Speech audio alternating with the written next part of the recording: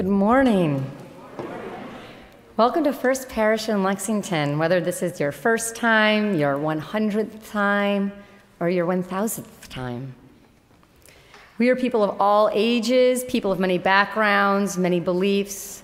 We create spirituality and community beyond boundaries, working for more justice and more love in our own lives and around the world. Unitarian Universalism affirms and promotes 7 principles grounded in the humanistic teachings of the world's religions. Our spirituality is unbounded, drawing on sources from scripture and science, nature and philosophy, modern thinking, and ancient tradition. If you are a visitor this morning or a newcomer, we'd like to extend a special welcome to you. To find out more about our congregation and Unitarian Universalism, I encourage you to fill out the card in your pew rack or to visit our welcome kiosk in the parish hall after the service today. To our families with children with us today, we are happy to see you. We celebrate the joy and life that children bring into our space, and our worship is enlivened by your presence. At all of our services, we have rocking chairs at the back for families with babies, and we have a staff nursery downstairs for babies and toddlers. The staircase is down the vestibule in the rear of the sanctuary. However, we never require our children to be in different spaces from their families. You are welcome to have your children and your babies remain with you in service as you are comfortable. Now, today's service is a bit different today, as those of you who are regulars, when you opened up your order of service, probably thought there was a printing error. Where's the rest of the So I ask you to bear with us. We'll be sharing more about what this morning's service will be like, and then together we'll move about in our spaces to engage in different activities to worship together and bring our faith into action. I invite you now to take a moment to put your phones into worship mode and to greet your neighbor around you.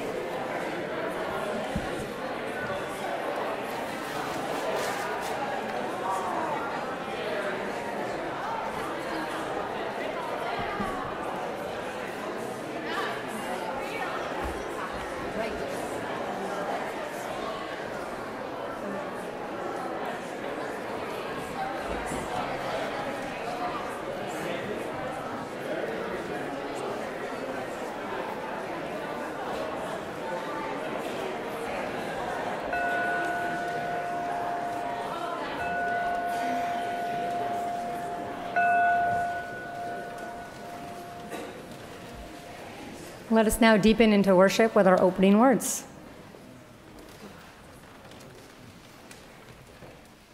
This morning, our opening words are taken from Rachel Naomi Raymond, because our topic this morning is, and service is our prayer. And so I wanted to share these words from her as a wonderful oncologist and writer of wisdom of what service is for her and her tradition. This is from her book, My Grandfather's Blessings, where she refers to her grandfather who was a rabbi and studied the Kabbalah. So some of the wisdom that's contained in this is from that ancient tradition. And Naomi Raymond says, "We do not serve the weak or the broken. What we serve is the wholeness in each other and the wholeness that is life. The part in you that I serve is the same part that is strengthened in me when I serve. Unlike helping and fixing and rescuing, service is mutual. There are many ways to serve and strengthen the life around us through friendship or parenthood or work, by kindness, through compassion, by generosity, or acceptance. Through our philanthropy, our example, our encouragement, our active participation, and our belief, No matter how we do this, our service will bless us. And when we offer our blessings generously, the light in the world is strengthened around us and in us. The Kabbalah speaks of our collective human task as tikkun olam, in which we sustain and restore the world. I ask you to join me in a reflective reading, a responsive reading for our chalice lighting, and you have a part to say, and your part is, we light the chalice. Can you practice that once with me? We light the chalice. So this reading is by Lois Van Leer, and you begin. Ready? We light the chalice. Not because we must, but because we may. We light the chalice. Not because we have the truth, but because we each come bearing and seeking many truths. We light the chalice. In connection across culture, distance, class, and language. We light the chalice. That our religion may be a beacon of light, hope, and justice. We light the chalice. To kindle our hearts and our minds. We light the chalice. Thank you. And this morning, as we say our affirmation of faith, I'd like you to pay particular attention to the words within them. We say those words every week. And in case you hadn't noticed yet, our service today is inspired by the words within this affirmation of faith. What I would love is for you to stand and turn towards the center and say that to each other as a congregation. So will you rise as you're able? Love is the doctrine of this church. The quest for truth is its sacrament, and service is its prayer. This is our great covenant, to dwell together in peace, to seek the truth in love, and to help one another, to the end that all souls shall grow into harmony with the divine. And now will you join with us in our opening hymn, which is in your gray hymnal, hymn number 389. We're going to sing this as a round, and since we don't have Rip this morning, we're going to sing it a cappella, which we can do. Lisa Marie is going to lead this side, and I'm going to lead this side, and we'll sing it once together, and then we'll go at it and have fun singing it together. You want to start off? Yeah.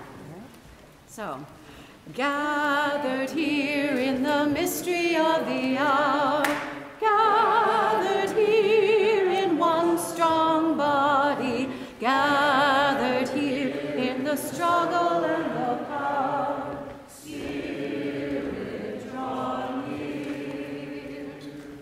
Gathered here in the mystery of the hour, gathered here in one strong body, gathered here in the struggle and the power, Spirit draw near.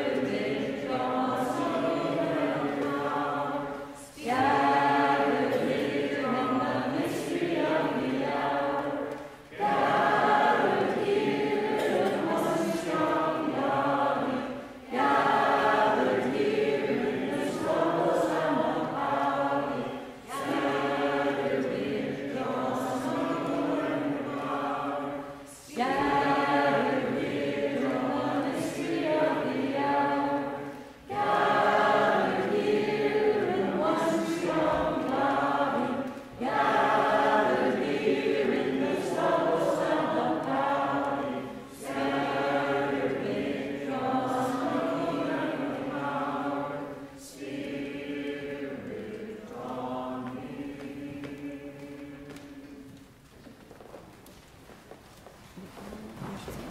Okay. So I'd like to introduce our guest speaker this morning, Carolyn Wortman. If you would come up, please. This morning we have a special collection for the Interfaith Food Pantry, and Carolyn is going to just give us a couple of moments to speak about that.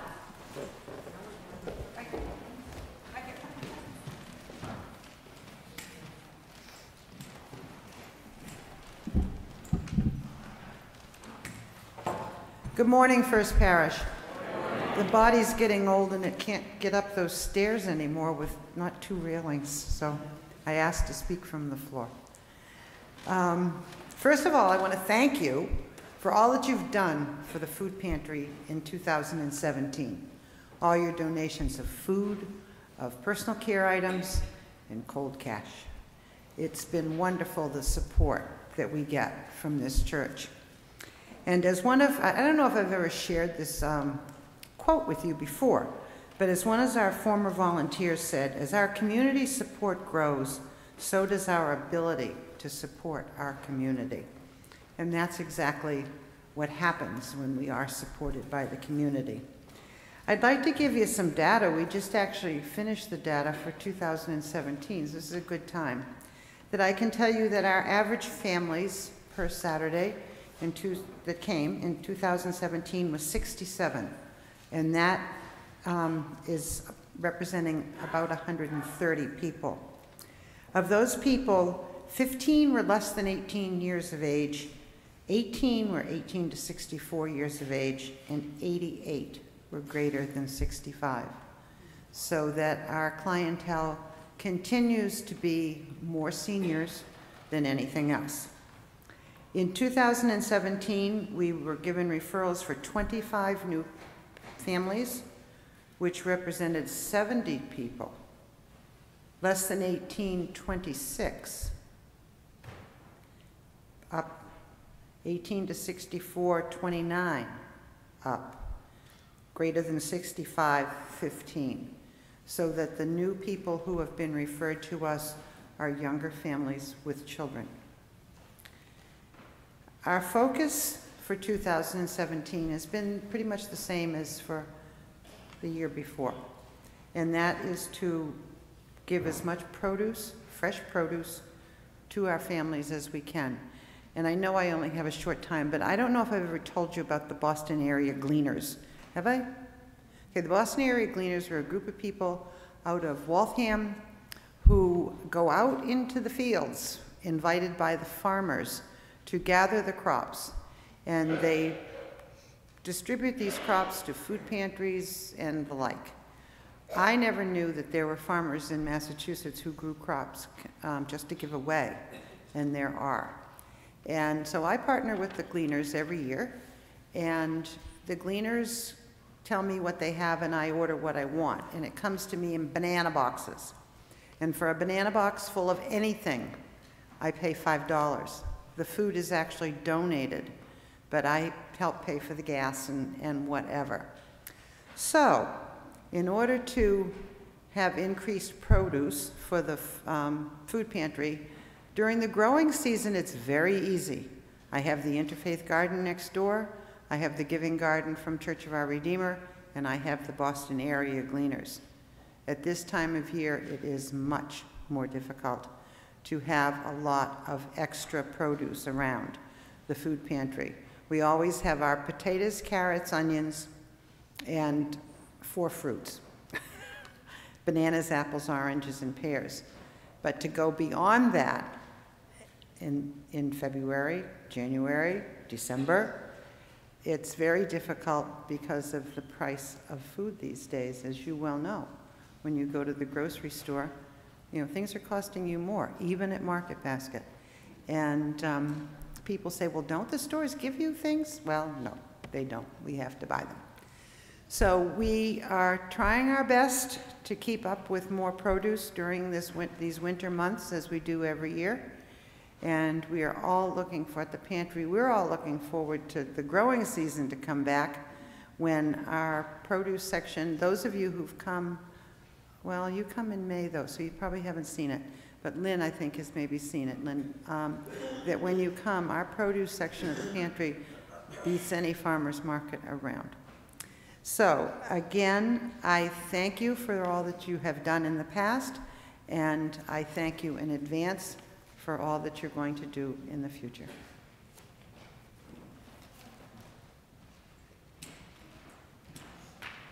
Carolyn, and now if the ushers would come forward, please, your offering will be graciously given and received.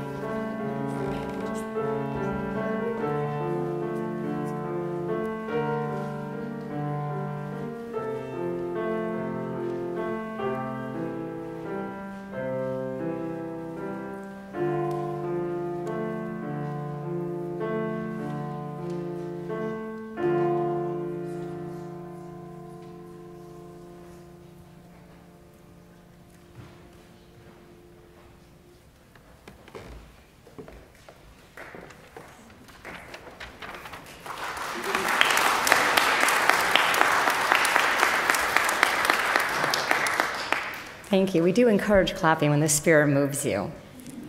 Thank you so much, McKenna. So in just a couple minutes, our worship will be over for the day. But our worship actually will be continuing, as our service will begin. Anne and I, months ago, we were talking about how can we find some ways to engage the community in embodying our faith and our principles together, all of us on Sunday morning, in a new and different way. And we bounced some things off, and we landed on, and service is our prayer, because we say those words every week. And we wanted to find a way to be praying together in service on a Sunday morning. And so this morning, around the church building, you will have a number of different opportunities to engage in service, either by yourself, with your friends, with your family, with your parents. We have the opportunity to write letters for Amnesty International, and that will be in Parish Hall. You have the opportunity to make a chalice to bring home, to be in service to your family by making a beautiful chalice to be part of your faith at home. You have an opportunity to be of service to nature and to make a bird feeder. Another opportunity would be to make a card for a resident of Douglas House. For those of you who aren't familiar, we have a wonderful relationship with the residents at Douglas House through a number of our members here. Douglas House is a residence for people who are dealing with the effects of traumatic brain injury. You can also, very timely today, thank you, Carolyn, so much for being here to lift up one of the ways that we're in relationship with the wider community and in service through the food pantry. And if you have trouble remembering that first Sundays are the Sunday that we collect food, you can make a magnet to put on your fridge so that just you will have that reminder. And then also there's an opportunity to take a taste of our Soul Matters small group outreach and have an experience of what it might be to be of service to one another in faith. So if you go to the middle of your order of service, you will see that you have a listing of everything that I just mentioned and the locations for all of these things. And for those of you who are not familiar with our building, we do have an elevator to get downstairs. It's at that end. If you walking up and downstairs is not a fun thing for you today. And we don't expect that you will hit all of the service spaces before it's time for social hour to begin. But pick a few, move amongst them, enjoy.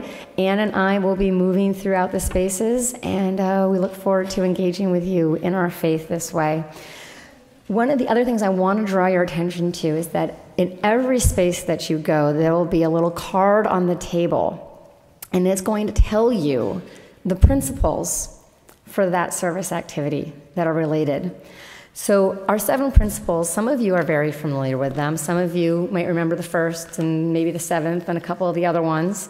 You can find the full formal language for our principles in the first pages of the gray hymnal, but I want to share with you quickly, and you'll see these on your tables, the language that we use when we talk to children about our 7 principles. The first principle, we believe that each and every person is important. The second principle, we believe that all people shall be treated fairly and kindly.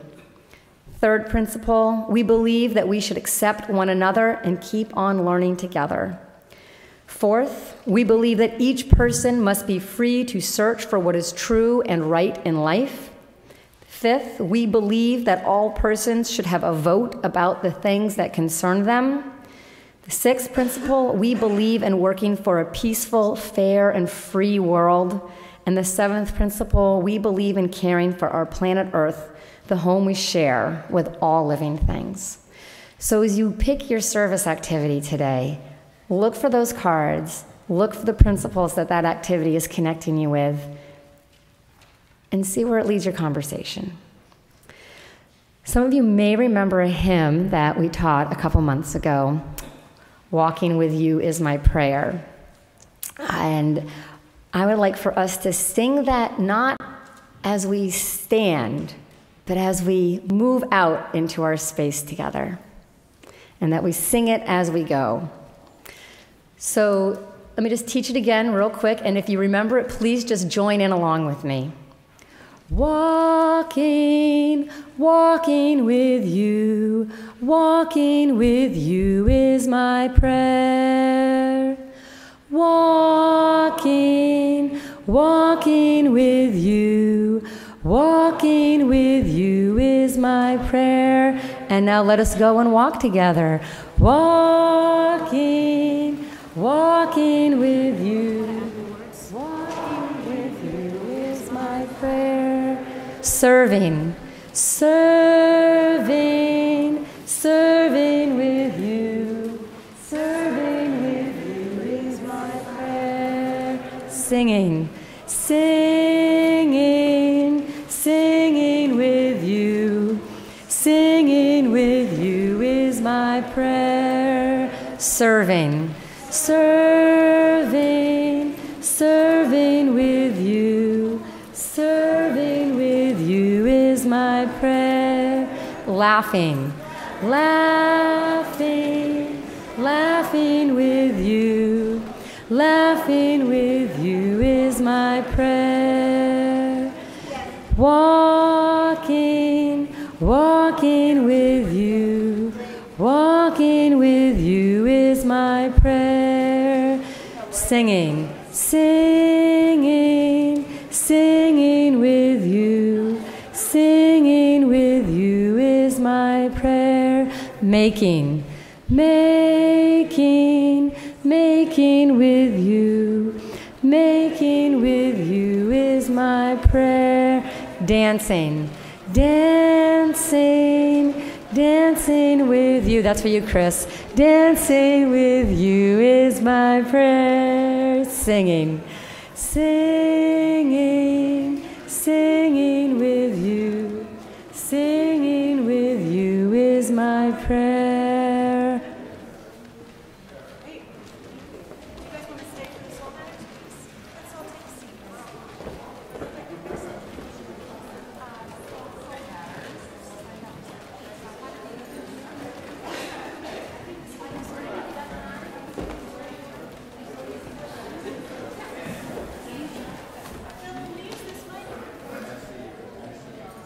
Thank you. Hello, everybody.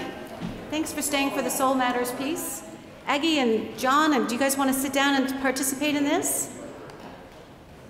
You're more than welcome to do that. Do any of you already participate in a Soul Matters group? No, perfect. So we have two of our experienced Soul Matters facilitators here, Debbie Armstrong, right, can you raise your hand? And Cammie Thomas, so they both lead groups. We will be starting some new groups, and Debbie has a sign up. If you think that you would like to participate in a Soul Matters group, you are more than welcome to do that. So Lou and Jim, do you guys want to come up and participate with us? No? Rose, do you want to come up and be part of the Soul Matters group? Do you want to come up and be part of this? Okay. Can you have your conversation in the Marthex, maybe? Thank you. So a Soul Matters group always starts with a reading, and there's always a time for a check-in. It's a group of 10 people that meet once a month. And we wrestle with some of the big questions of theology and living and values and how do I live out my faith? What does it mean to me? There's always a chance to have a spiritual exercise that you think about all month long. There's a few questions that you have to think about, and then you come prepared to share kind of deeply with your group of 10. And over the months, you get to know each other well. And we don't join in small groups to fix each other. We're not a therapy group. We're not trying to solve each other's problems. We're trying to walk together in difficult things. And so there's a sense of intimacy that's created in this group because people are honest about what it is that they're struggling with, and simply sharing and being listened to and having someone listen to you is one of the best gifts that we can give each other, I think, as part of spiritual community. So this morning, I think we have enough for maybe 2 groups. So how about if we, what we're going to do is I'm going to read a reading, and Cammie's going to read a reading. But what I'd like, before we do that, I think I'd like to find a way to have one group maybe in the back and one group in the front so that you can actually maybe turn and face each other and have little groups that you can actually share. So can you self-select? And actually, if you know somebody really well, maybe you might want to go to a different group so you're not together, just thinking. But I don't mind. You can do that either way. Maybe we should count off. Sure. Okay, Michelle, can you start? We'll just do two groups, so go 1, 2, 1, 2. How's that? 2. 1, 2, 1.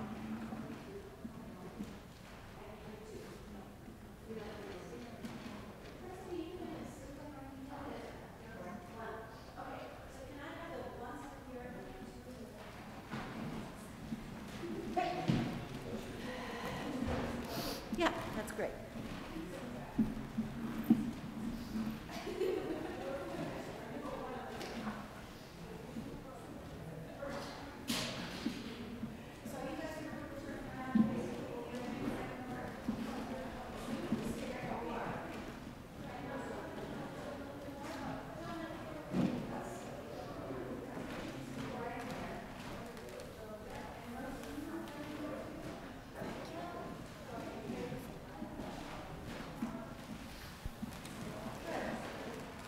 Okay.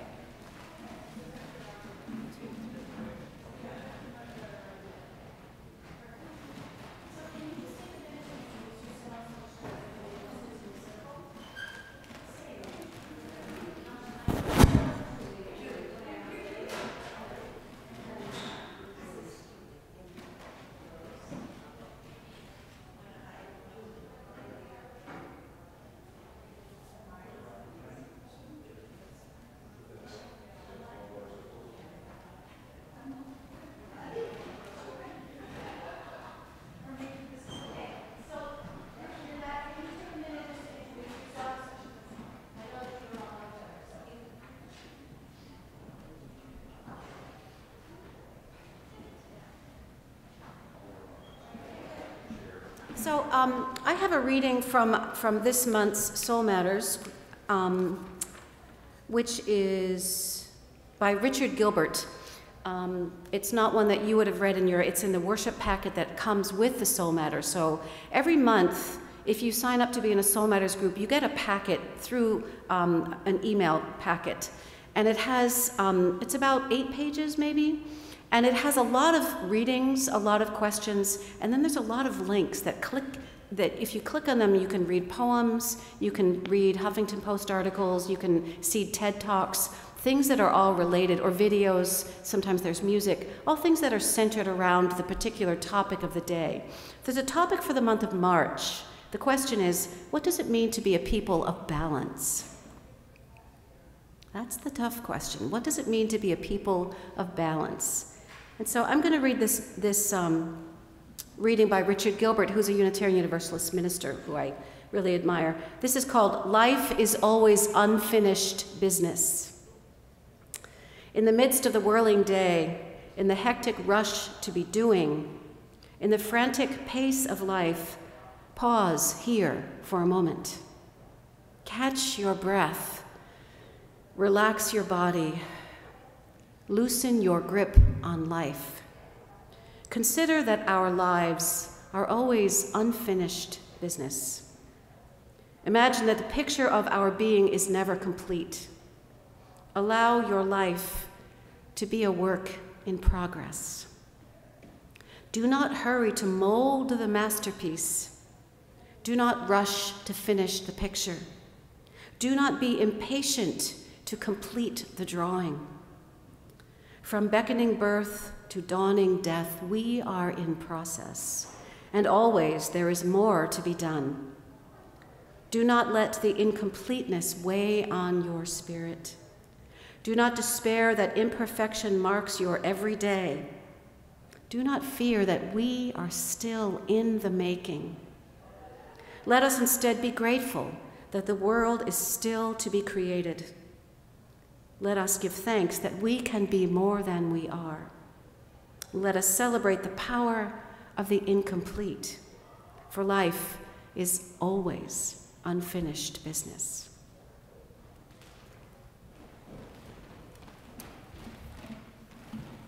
Thank you. I have a handout, actually. I'm going to read you a poem by the Latin poet Horace. So I'm going to just pause for one moment. There may not be copies for everyone, so if you could share, that would be great, but there should be approximately enough.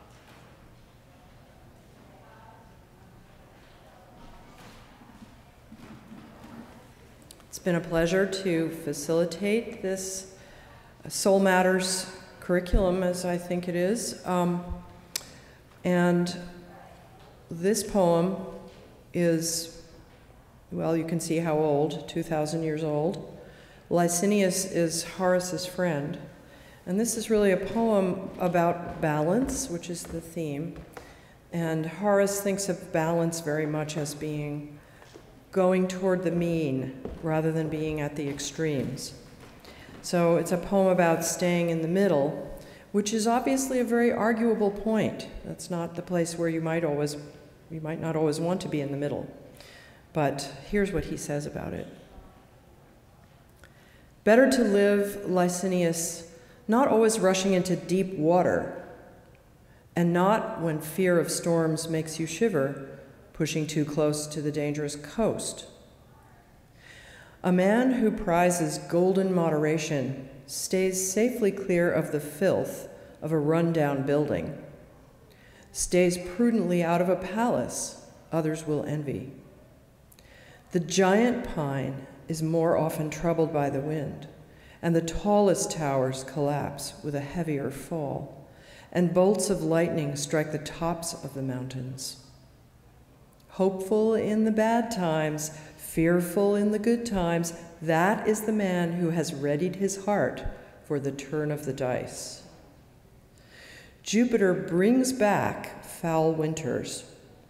He also takes them away. No, if things are bad now, they will not remain that way. Sometimes Apollo wakes the silent muse with his lyre and is not always an archer. When troubles come, show that you have a stout heart and a stern face, but see that you have the good sense to take in sail when it swells in a wind that's a little too kind. Thank you.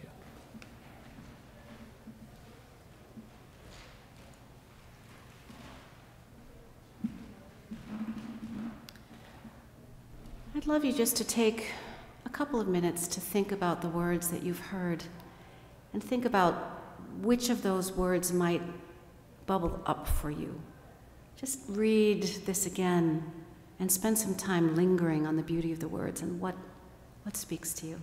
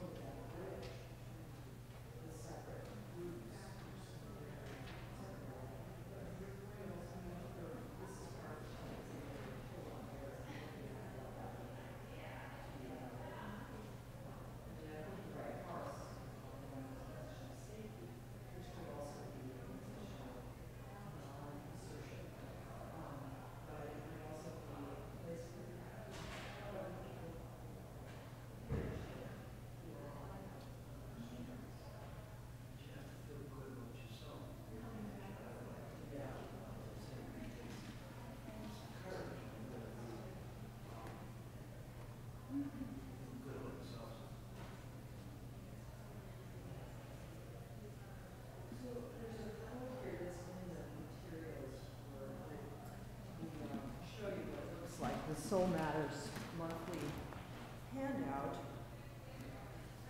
This is the one. It's got a fantastic picture. Fantastic.